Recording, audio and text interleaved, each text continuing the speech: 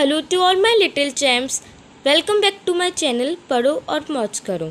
आज मैं आपके लिए लेके आई हूँ चैप्टर नंबर 1, जिसका नाम है द मैंगो ट्री। ये एक बहुत ही इंटरेस्टिंग चैप्टर है और सबसे अच्छी बात यह है कि आपको इस चैप्टर में बहुत ही न्यू वर्ड्स फाइंड करने को मिलेंगे। जो वर्ड मीनिंग्स हैं इस चैप्टर के वो मैं आपको डिस्क्रिप्शन बॉक्स में शेयर कर दूँगी, तो अगर आप चाहें तो आप डिस्क्रिप्शन बॉक्स में से वो वर्ड मीनिंग्स नोट डाउन कर सकते हैं। अब हम चैप्टर को स्टार्ट करते हैं। The mango tree.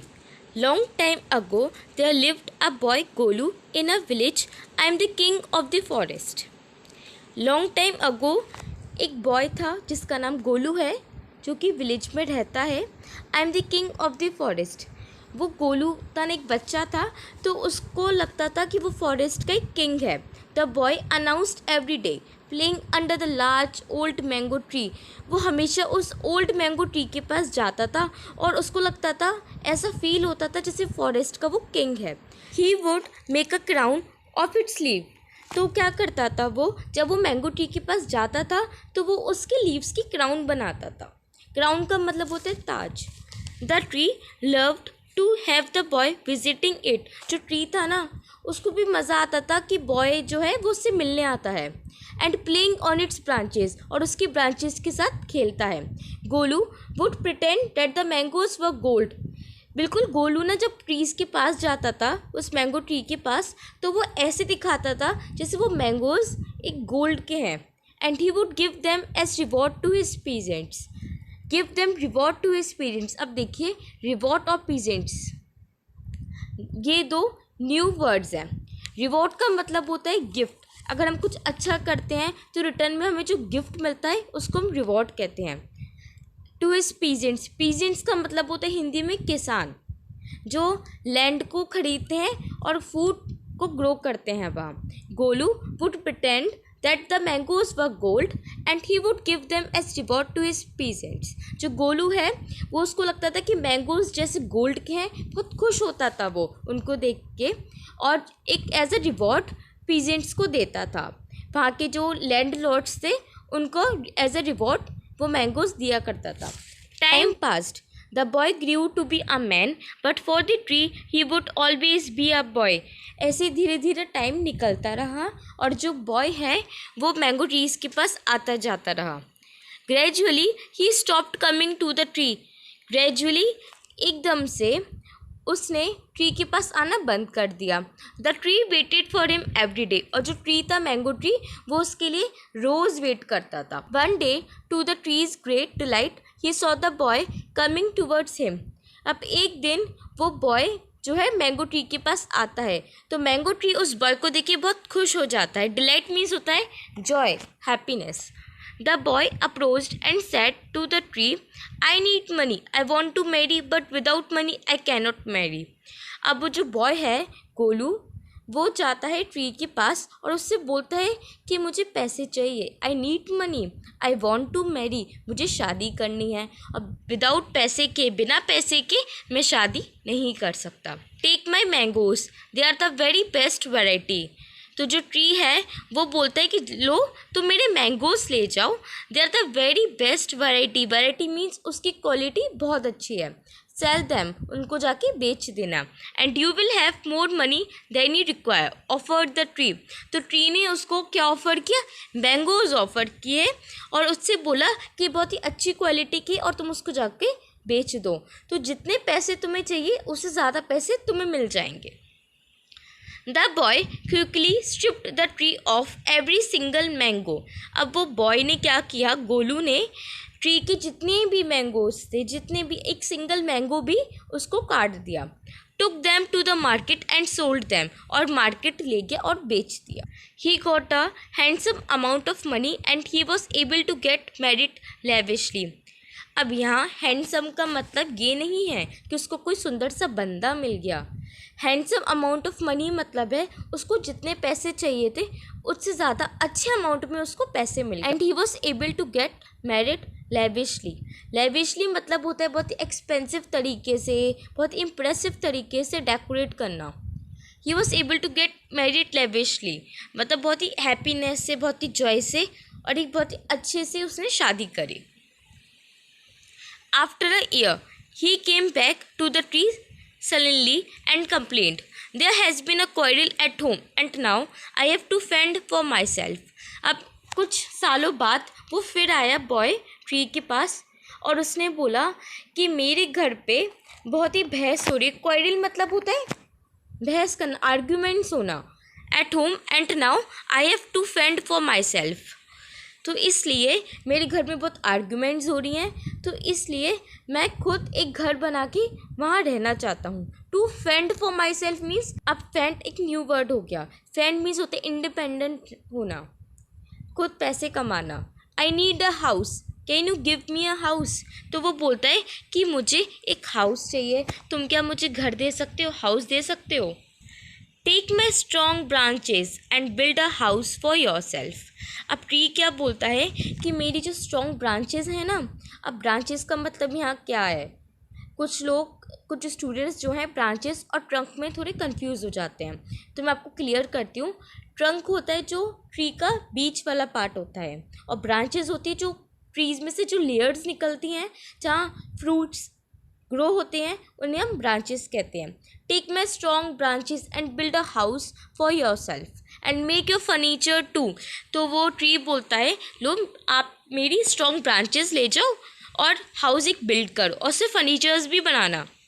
Said the tree lovingly, बहुत ही प्यार से ट्री ने बोला। So the boy hack down all the branches leaving the tree. अब बॉय ने क्या किया, गोलू ने सारे के सारे ब्रांचेस कट कर दिए, वो अपने साथ ले गया। Leaving the tree with just it's trunk, और सिर्फ उसकी ट्रंक को छोड़ के सारी ब्रांचेस ले गया। Slowly the tree aged without its branches and leaves and slowly जैसे टाइम बीतता गया वैसे ट्री जो है उसके ब्रांचेस और लीव्स के बिना वो ओल्ड होने लग गया। It felt lonely and sad, उसने बोला कि बहुत ही लोनली, उसको बहुत ही अकेलापन और सैड महसूस होता था उस ट्री को। इट मिस्ड द बॉय, वो अब उस बॉय को, गोलू को बहुत मिस करता था। ईयर्स वेंट बाय, ऐसे कुछ साल गुजर गए। The lonely old tree often thought of the boy, जो लोनली अकेला सा जो ओल्ड ट्री था वो हमेशा उस बॉय के बारे में सोचता रहता। No one else came to him too because he did not bear any mangoes, और कोई भी उसके पास नहीं आता था क्योंकि उसमें मैंगोज ही नहीं थे। One day he saw the boy approaching. He had aged a bit and looked healthy and prosperous. तो एक दिन फिर से वो बॉय ट्री के पास आया। अब वो थोड़ा हेल्दी और प्रॉस्पेरस दिख रहा था, टीनेज एज में था। I need a boat, he said to the tree. I want to take my family on a voyage. अब वो बोलता है कि मुझे एक बोट चाहिए। वो ट्री से बोलता अपनी बेस्ट फ्रेंड से कि मुझे ना एक बोट चाहिए, मुझे अपनी फैमिली को एक लॉन्ग जर्नी पे ले जाना है। अब एक न्यू वर्ड और एक वॉयज, इसका मतलब होता है एक लॉन्ग न्यू जर्नी पे जाना। I want to see the something of the world, मुझे घूमना है, घूमना फिरना है। Take my trunk, it's all that I have. तो वो ट्री क्या बोलता है अब उसका बेस्ट फ्रेंड कि एक काम करो, अब तो मेरे पास भाई कुछ नहीं बचा है, तो तुम मेरा ट्रंक ही ले जाओ। It will make you a sound boat urged the tree, उसने ट्री ने बोला तो वो तुम्हें बोट बनाने में मदद कर देगा। The thoughtless boy took the trunk, made his boat and sailed away without even once thinking about the tree, what he had done to it. अब उसके बाद उस बॉय ने कुछ नहीं सोचा और उस ट्रंक को भी ले गया, उसकी बोट बनाई और घूमने फिरने चला गया। Years later, the boy now a tired old man.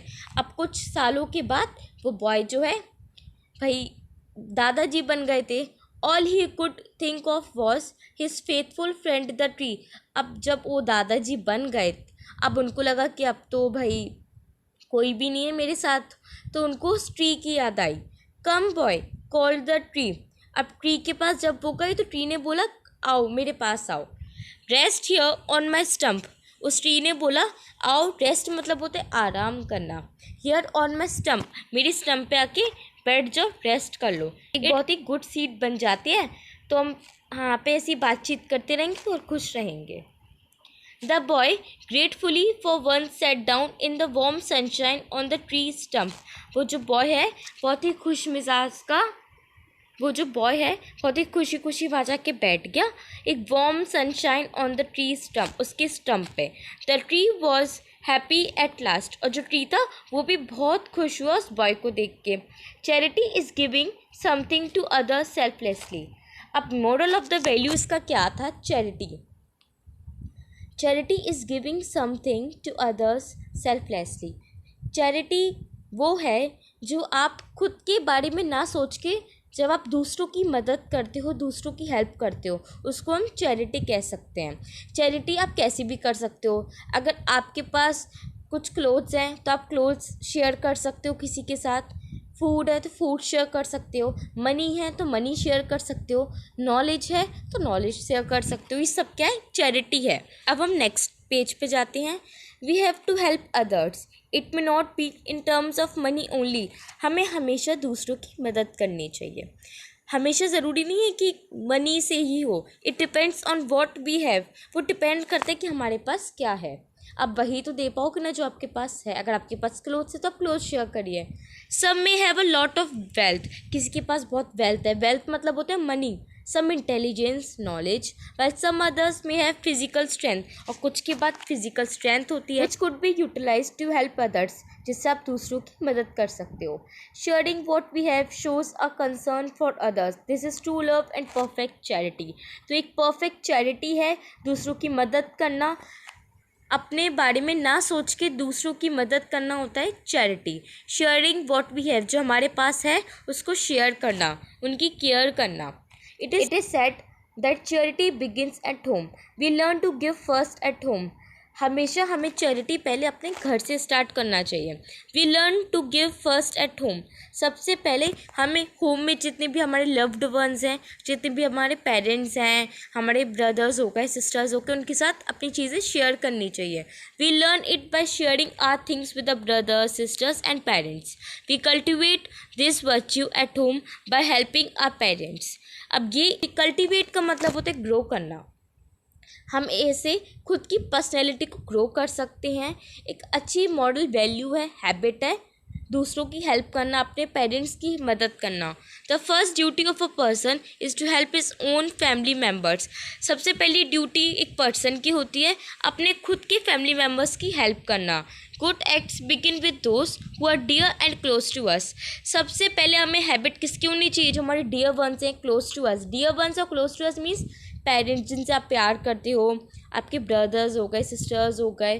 तो सबसे पहले हमारे क्या हैबिट होनी चाहिए, हमारी क्या ड्यूटी होनी चाहिए कि हम उनके साथ उनकी मदद करें, उनके साथ चीज़ें शेयर करें।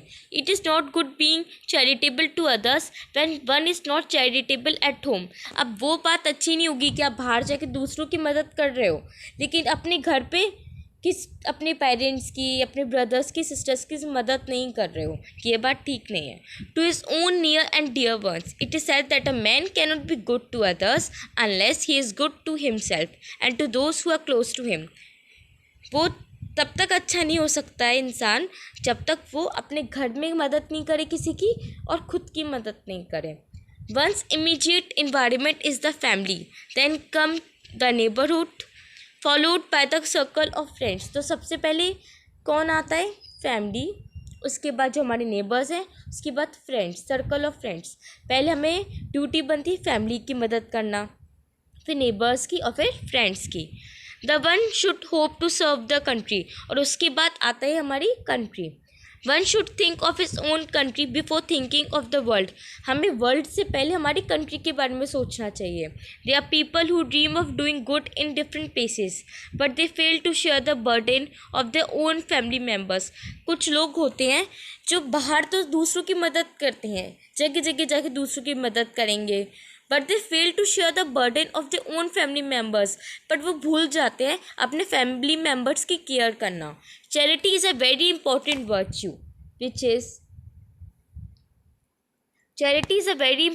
Virtue which must be cultivated by all who wish to live successfully. Charity सबको करनी चाहिए और जो चाहते हैं खुद की पर्सनैलिटी को ग्रो करना, एक सक्सेसफुल मैन बनना। अभी आपका चैप्टर फिनिश हो गया। इसकी जो क्वेश्चन आंसर्स की वीडियो है, एक्सरसाइजेस की वीडियो है, वो मैं आपको नेक्स्ट वीडियो में शेयर कर दूँगी। और जो इसके वर्ड मीनिंग्स हैं वो मैंने आपके डिस्क्रिप्शन बॉक्स में शेयर कर दिए हैं। तो प्लीज़ आप डिस्क्रिप्शन बॉक्स में जाके उन वर्ड मीनिंग्स को देखिए, जिससे आपकी इंग्लिश भी इम्प्रूव हो जाएगी। Okay, so thank you to all, thank you for cooperating with me and keep smiling. Thank you.